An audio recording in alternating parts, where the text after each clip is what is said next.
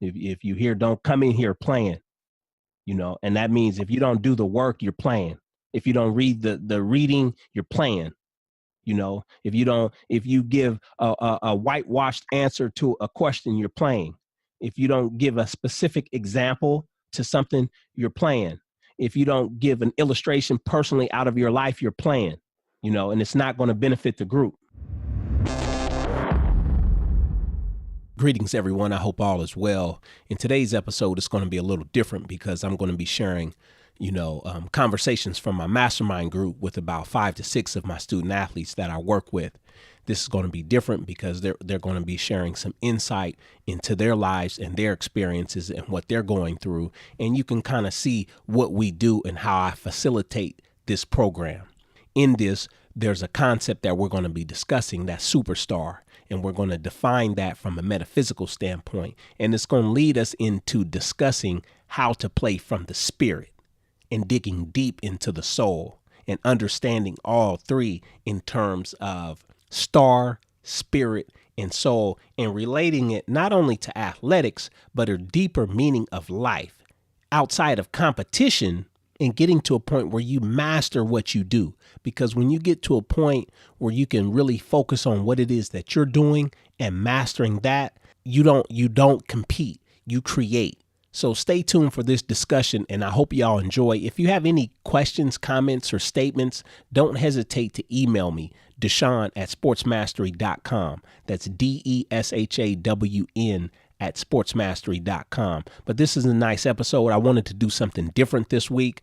We normally have our meetings on Thursdays because the kids, they're all in football right now, most of them, and they play on Friday. So we connect on Thursday nights, Pacific Standard Time at 8:30, and we'll run to about 9:15. So we're doing what we can they've already eaten dinner, they've already done their homework, and then we have our meeting, and it really preps them going into the next day.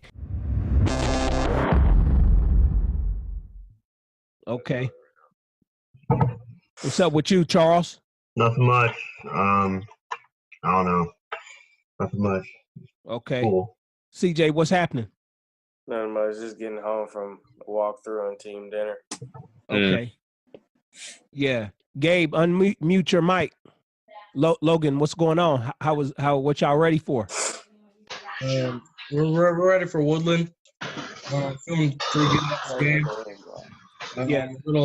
I'm a little beat up right now, but I've been icing and eating and stuff. Yeah, y'all play at Columbia River tomorrow? Yes. Gabe, what you up to? Just got back from practice, and then I went to the gym, sat in the hot tub, trying to get loose for tomorrow. Who was that, Marla back there? Yeah. Yep. What was you saying, Gabe? I'm sorry. I just got home from practice, and then I went to the gym and got loose in the hot tub. Who y'all play this week, Gabe? We got Franklin. They're running wing T now. Yeah. And who do y'all have, CJ? Douglas. Yeah. It should be a game where you just really trying to execute to perfection and not take anything for granted. Who do y'all have, Jonah? We got Park Rose tomorrow, and they come to us for our homecoming week. Okay. Let me know how Royster does. I think he's like a freshman, or I know he's a freshman, but he plays JV, and I think he suits up varsity. So let me know how the young Royster does. Okay. I don't know what his number is, but if you have to, say what's up to him after the game. You'll probably see him at some point, So, Ronan, let's start with you. What are you struggling with right now? Probably thing I'm struggling with most right now is just keeping my grades up. Okay. Gabe, you still can't get into a quiet space? I think my mic is just like really sensitive or something because there's really nobody around me. Is somebody else got kids in the background? I mean, he coming out loud and clear to sound like your little brother or something. Nevertheless, don't worry about it. Just we can keep it moving. What are you struggling with, Gabe? Right now, it's just like procrastination. Like there's just a lot of times where I'm super tired after practice and I really just want to lay down and go to sleep, but I need to get my work done. Yeah, is James there with you? He's watching something. Okay. Charles, tell us what you're struggling with right now. I don't know. Probably maybe the same thing as Gabe. If I come home from school, and I'm feeling really tired, I might not want to go to a basketball workout, but I have to push myself to go. Logan, what you struggling with? I think right now, I got a helmet to the quad yesterday, so I'm just trying to overcome that. It's real. My quad's really tight. So. Yeah. Well, what else are you struggling with though? Nothing much besides that. It's really the biggest obstacle right now. What else are you struggling with though? Say maybe procrastination, kind of like Gabe. What else are you struggling with though? I don't know. You got to start being real with yourself, man. You got to start being real with the group, because it ain't nothing funny about being in this group. And if you're gonna be in this group, you got to start taking it serious. Well, as some of the stuff you're not sharing with the group, you're not being upfront, and it's if you anybody will tell you, Gabe, What's up? a half truth is a. I just really want to shut that shit off. Half answer? CJ, a half truth is a. Lies. Right. Just you when you come on here, you got to be up front. What I'm gonna do is I'm gonna get into part of our lecture this evening, and once I share, I'm gonna share the screen, and I want y'all to take a look at something, and then I'm gonna guide y'all through what we're gonna be discussing. So let me figure out how to share this. You want us to have something to write on? Yeah. I would encourage all of y'all to take notes. Okay. I mean, and then just go at your own pace. What I want y'all to do is I'll tell you when to unmute your mic, but can y'all see my screen? Yeah. What does it say? Superstar. Okay. What I want y'all to do is mute your mics and look at this for about 10 seconds on 3. 1, 2, 3, and just stare at it for 10 seconds.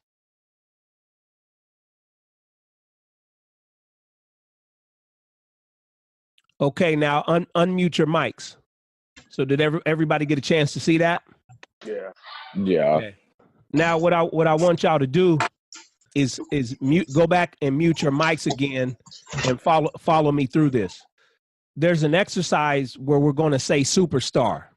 And those that do the exercise, we're going to say superstar to ourselves without opening our mouths, without saying anything out loud. We're going to say this to ourselves. We're going to say superstar. So remember, don't say it aloud. On the count of 3, we're going to say superstar to ourselves. 1, 2, 3. So now the question to ask is, if you said superstar in your mind, the question to ask is, what voice is that? What voice is that? Your voice just spoke. You just said superstar without moving your mouth at all. And on top of that, on top of saying superstar, you heard yourself say superstar. How can you hear yourself say superstar and no vibration of sound has happened?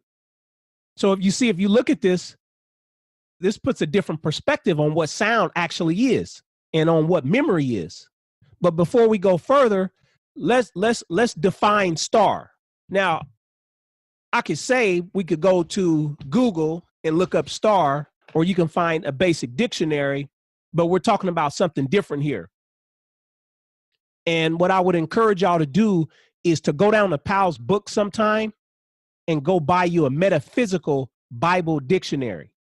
And whenever you look for dictionaries, I want you to look for the oldest ones you can find. And they'll have them at Powell, something written or published in 1930s, in the 1920s. 1940s, because that's where you'll get the original definitions. You go on Google, you're going to get something really, really basic. So again, I said purchase a metaphysical Bible dictionary. And metaphysical, it's an esoteric word. So it really just means secret or hidden, or things that are hidden from plain sight. In other words, it's not visible or open to the masses. It's there, just like the spirit. But I'll get back to that later. So in this dictionary, at the beginning of it, right before the preface, and when you buy one, you'll see it. It'll have the key to signs used in the dictionary, and it'll show you a whole bunch of enunciations. And then underneath that, you'll see the abbreviations. When you go to look up a word, any word in this metaphysical Bible dictionary, it'll have the word, and then it'll say meta, like META. And what that means is the metaphysical interpretation, the secret interpretation, or the unseen interpretation, or the interpretation that's not visible or understood or presented to the masses. Now let's go to star. So in here, under star, it says meta, like I said, metaphysical interpretation, and it says revelations of truth that are as yet remote. Stars are sometimes likened to psychic thoughts. The star that pointed the way for the wise men to find Jesus was in the east. Don't worry, this has nothing to do with faith. It has nothing to do with religion. I'll get back to this later, but just follow me. Now it goes on to further discuss about the star. This inner conviction of our ability to accomplish whatever we undertake calls forth the very best in us and helps us to succeed where others of equal ability fail. The accumulated wisdom and experience of the soul. We'll get back to the soul. Now, as I said before, at the beginning, I said revelations of truth. And how many of y'all know in athletes, and you know how we talk as athletes and coaches, you'll say such and such is the truth. Think about that. Stars are sometimes likened to psychic thoughts. You have superstar, super thoughts, something to think about. And then the other one, the star that pointed the way for the wise men to find Jesus was in the east. So from a metaphysical or allegorical standpoint, if I have to point you somewhere, or when somebody's pointing the way or guiding you, it's significant to the leader. So nevertheless, I'm going to get back to where we started. So we said superstar. How can you hear yourself say superstar and no vibration of sound has happened? Memory's not in the brain, right? I said memory's in the soul. The only thing you take with you after this life is your memories or your knowledge or your experiences. That's the only thing you can take. Unless you study a certain culture where they believe that they can take all this stuff with them to the other side. And I think y'all are smart enough to know that that's not really the case. But nevertheless, I don't want to digress.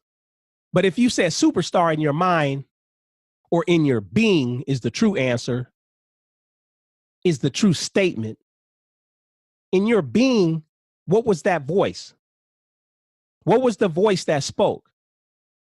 And then you heard yourself speaking, but these ears did not hear you say anything because your mouth didn't move.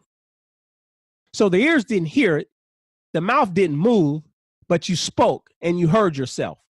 Now let's go further. I showed y'all the image of superstar before we started.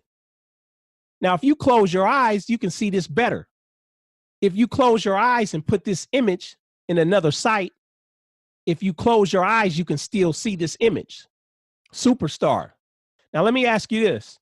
What is the sight that can see your future?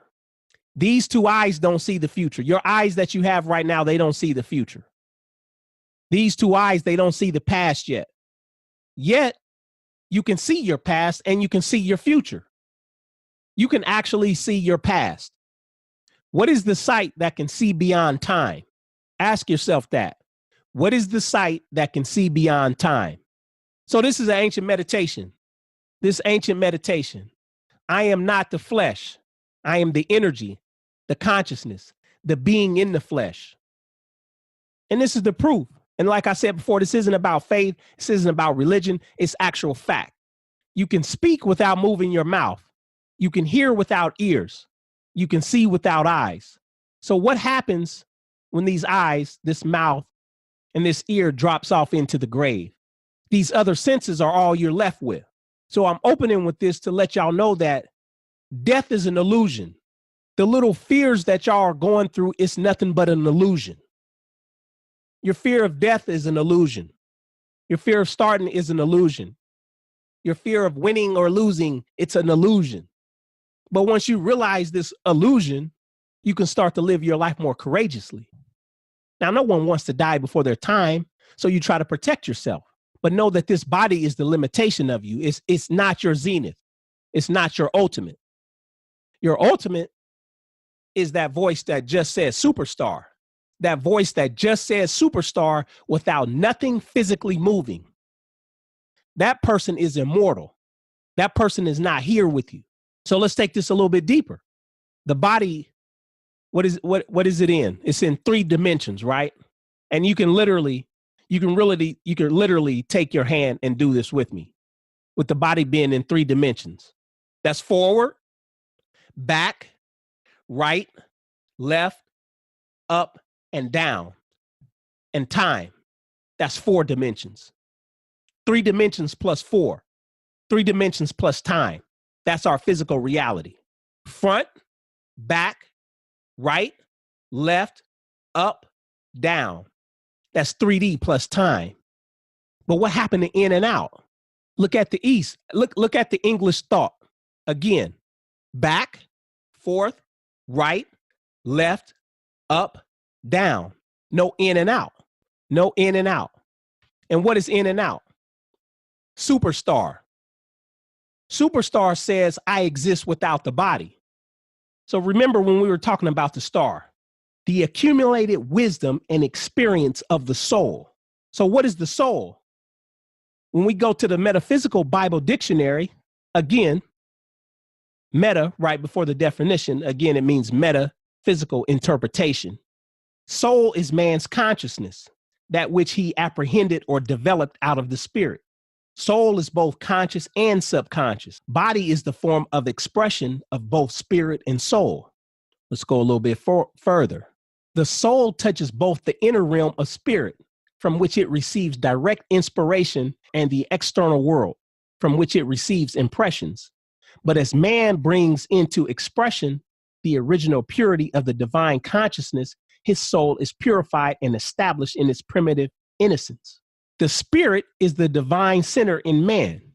So we have superstar, you have the soul, and stay with me because we've discussed this before. So where's this other existence? Where is it? It's not here. It's not in 3-dimensional space where you really are.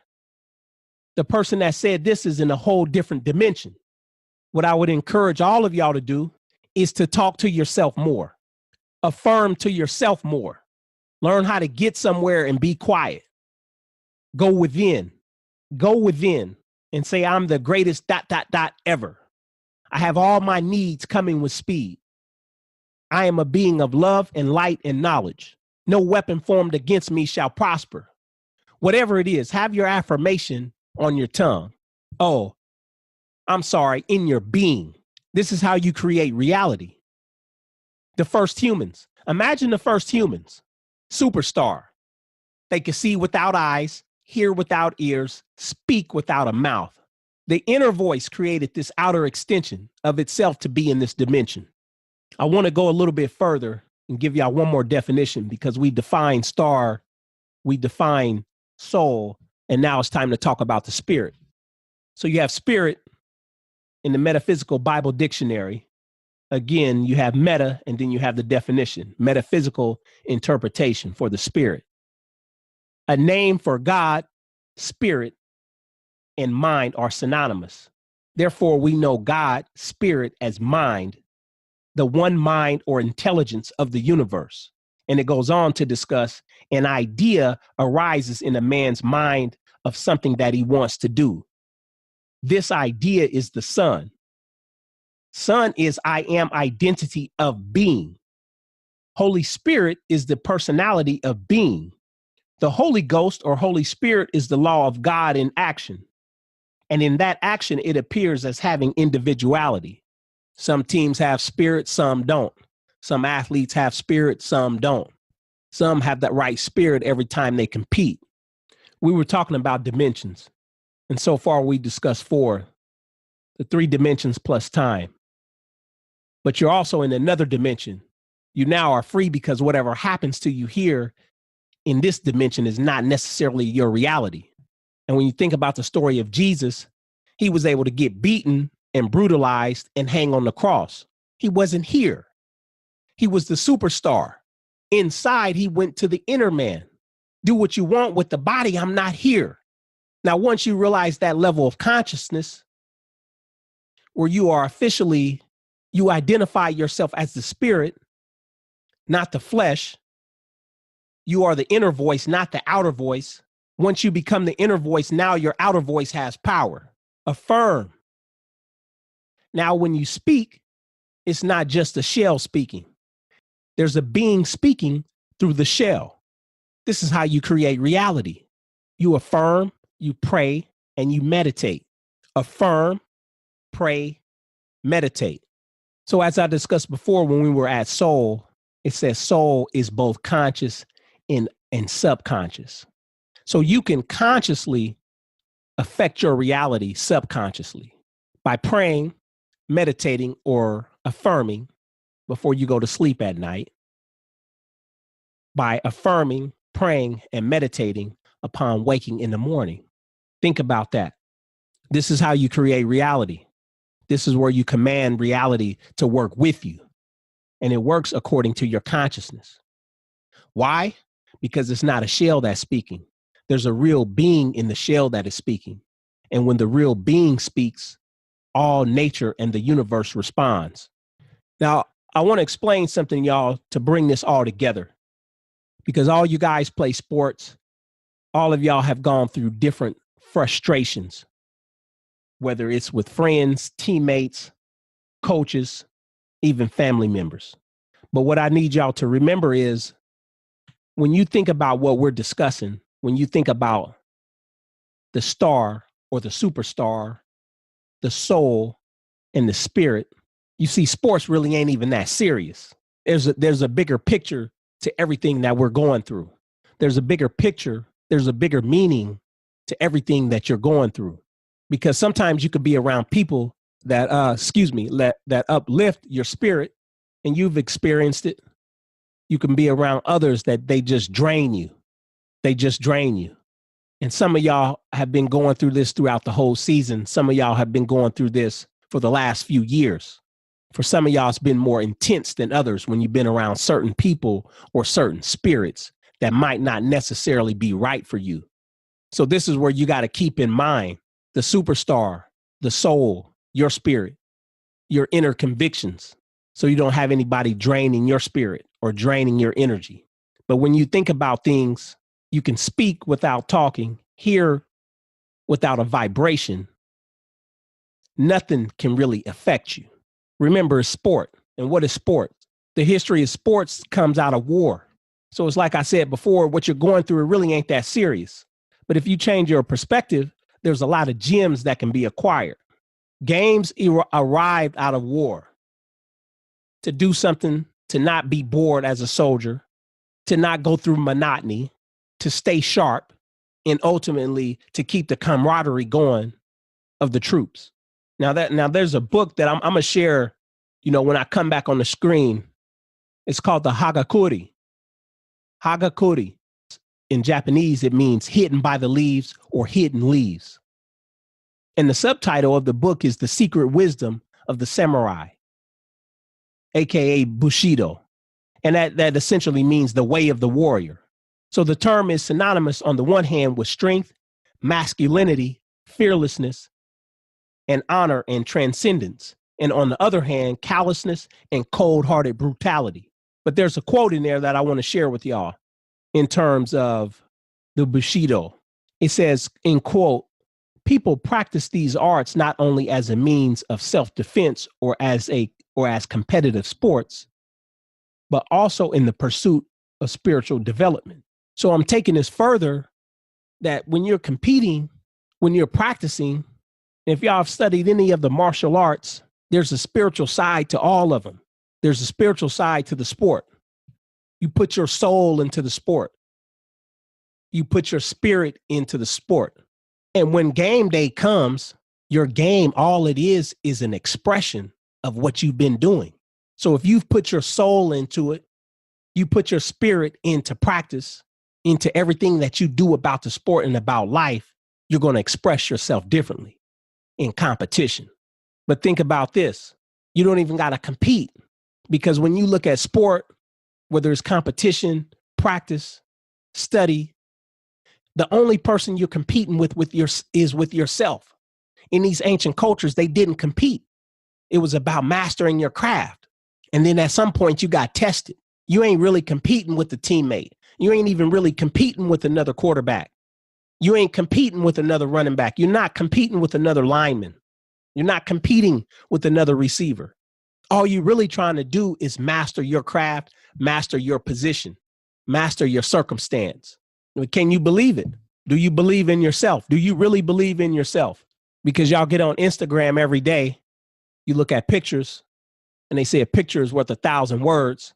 And then sometimes you'll click on the video and you can hear the audio to that video, or you listen to music and you can hear the radio waves. You can't see them, but you believe that the radio waves are there. So how can you not believe in yourself? How can you not believe in your thoughts? How much is that worth? So you can unmute your, CJ, unmute your mic. You go first. What did you get from this discussion so far? That I have to believe in myself, believe in the things that I need to do to get myself better, my craft, doing what I need to do on and off the field, affirming, praying, and meditating before I do anything like playing in the games or just waking up every morning before I go to bed. Good. Go ahead and mute your mic. Charles, unmute your mic. Tell us what you got out of this discussion so far. To be honest, it was like kind of confusing for me, but I got out like meditating and like getting better. And it's not just like competing with other people. It's competing against yourself to get better. And working on your craft. Yeah, that's what I got out of it. Right, and I realize it might be a little confusing, but this is something new. But I'm recording this, and this will be published at some point. So I would encourage you to go back through it and study what I'm talking about. And I promise you, as you listen to this more, you will get a lot more out of it as you apply it to your situation, because where you're at, and I've had this discussion with you and your mom, I know your environment, it's going to show you how to get through and move and shake through that environment on a spiritual level without being affected, where you can see things before they happen and protect yourself and get the best out of the situation. So Charles, go ahead and mute your mic. Logan, unmute your mic. Tell us what you received out of the message today. I gotta put a little bit more spirit into what I'm doing every day. Understand that it's for a reason, and pretty much when I'm on the field and off the field, I have to have that mindset of a warrior and just push through all adversities to get my goal done. I also got I like the meditation part where kind of gotta like it's an important part to be one with your spirit at the same time. Jonah, tell us what you got out of this discussion. Okay, so mainly for me, from listening to what you were saying, I kind of learned that I should believe in myself. Mainly, it's just to believe in myself and to pray for anything and everything that I do, from small to little, from, waking up to, playing on Friday night, that the spirit and soul are somewhat synonyms to each other. and to do what I have to do to make myself better. And that, I don't know, that to keep myself around positive people, because if not, that'll drain parts of my life. That's pretty much what I got out of it for myself. Good, good, excellent. Gabe, tell us what you got out of this discussion. Well, I thought it was really interesting how you brought up that death is an illusion, and that once you recognize that, you can kind of transcend out of your physical body and just kind of create reality, especially by meditating every morning and night. And then you can just help that will just help you be more mentally strong going throughout the day. And then if you're practicing that, it will reflect really well when you're in a competition. I'm glad you brought that up, the death part, because it reminded me of somebody. It honestly reminded me of some people in history, because, you know, people make decisions, you know, when they go down in history, it's not like they're trying to go down and say, I'm going down in history, I want to be known for this. It just kind of happens, you know, because it's in their spirit, it's in their soul. You know what I mean? And that's what defines a superstar. And there's a few people that y'all need to pay attention to and learn their stories. And one of them is John Brown. There's Muhammad Ali. There's former President JFK, John Kennedy, Bruce Lee, Kurt Flood, Toussaint Louverture. But he sparked the Haiti rebellion, and he's revered to this day. And in y'all's time right now, it's Colin Kaepernick, somebody that'll stand up for what they believe in and say, here, you can have your money back. This is what I believe in. And if you really follow his story, it literally has nothing to do with the flag. It has nothing to do with the military. It had zero to do. He was talking about police brutality, people getting killed. So he's on point right now. But I would argue that y'all should look up some of these people and do some research on them. John Brown was a white man, and he went down fighting. He died helping slaves. You know, he was about helping black people get free, and he was completely against the institution of slavery. You'll get a piece of him in certain texts, but you'll just hear that John Brown was an abolitionist. But John Brown, he was down. Let's just put it that way. Elijah, you there? Yeah, I'm here. Yeah, what did you get out of the conversation so far? What I got out of it was mastering my position. You know, sometimes I could get caught up in competing with others and what others are doing and not focusing on myself. And I just think I need to focus more on myself and get myself better. And just having that warrior mentality, you know, about everything. And like what you said, through practice, you know, putting your spirit into it. And then the games that you're just expressing yourself. And I'll be honest, sometimes in practice, I'll be like, you know, whatever about some things. And I just need to, you know, fix that. That's what I got from it. You know, just mastering my position and putting my spirit into practice and not just the games. You know what I mean? Ronan, what did you get out of our conversation this evening? Our God is. You got to speak up, man. I'm telling you, you got to start speaking up louder. You're a little soft-spoken. Ain't nothing wrong with that. But this is what this is about: leadership and asserting yourself. You know. Yeah. All right. Well, what I got from it was that I need to start believing in myself more, and I got to start competing with myself instead of competing with other people. One person that I got to highlight right now is Gabe, because I went to Gabe's game last week before I went out to Clackamas to watch CJ play. And Gabe, I'll be honest with you, man. You know, who wants to go see Grant play Madison? You know, when you think about the history of Madison. But James called me and, you know, he's like, man, Gabe really like you to be there. You know, so I think it was perfect, and it was only fitting that y'all had a 6:00 game and I was able to make it. You know, it got ugly. I didn't expect that. You know, I think by the time I left, where were y'all up? Like 42 zip or 56 nothing at half? Yeah, we were up like by 50 in the first quarter, and that's when I got pulled out. Yeah. Okay, so you didn't play the second half? Hardly, no. I mean, they put me in at line, which I wasn't too happy about, but, you know. Okay, I don't feel guilty now for leaving. Yeah, exactly. But I say that to illustrate this is y'all all came up in Grant Youth, and this is kind of goes back to you, Elijah, and Miles Jackson. Gabe, a couple years ago, I don't think you would have played like that, you know. And I'm saying this, I sat there for almost the whole first quarter, and Gabe, he put wood on for the whole first half. Textbook tackling, to the point I was sitting with his dad in the stands, and I could hear the contact on the other side of this field. I could close my eyes. You know, if there were other linebackers in there, I wouldn't know that they were in, but I can tell when Gabe is in the game. And that's what I'm talking about. And on a deeper level, when you look at the position you're in, Elijah, and you look at the position that Miles is in, and it's not to knock him or anything like that. He stopped working. Gabe kept working. So we had an issue out there with Gabe on the field. I know Gabe just wasn't going to let him outdo him. Now, you guys were all three great running backs. You know, even y'all's freshman season when we played Gabe Nim at Jefferson, you saw the fallout on the sideline with the brother. That could have been you, but for whatever reason, you kept it together.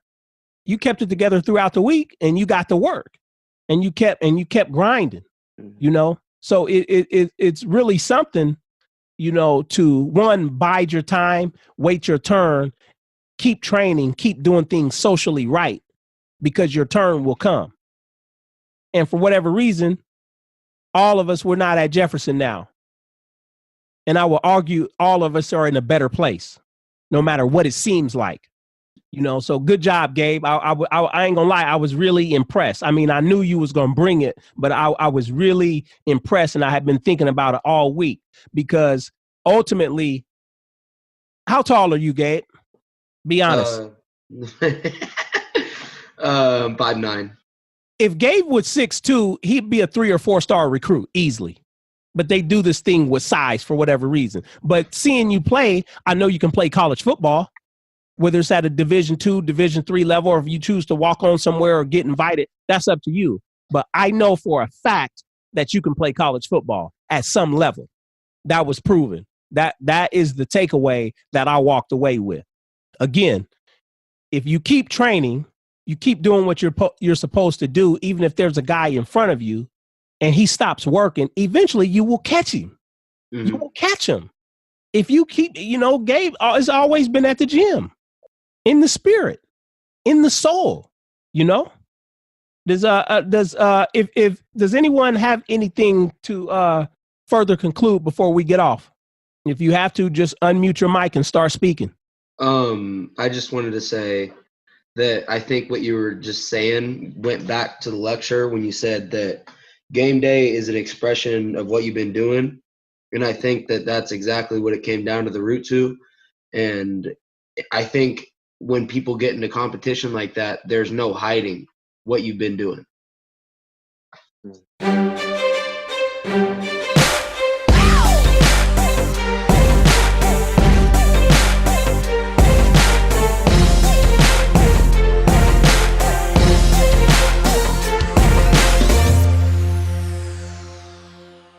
Today's episode is brought to you by Bay Area company Millennium Edge Apparel, an athletic apparel company that manufactures clothing for basketball, golf, soccer, regular workouts, and even restaurant staff members. To learn more, visit millenniumedgeapparel.com.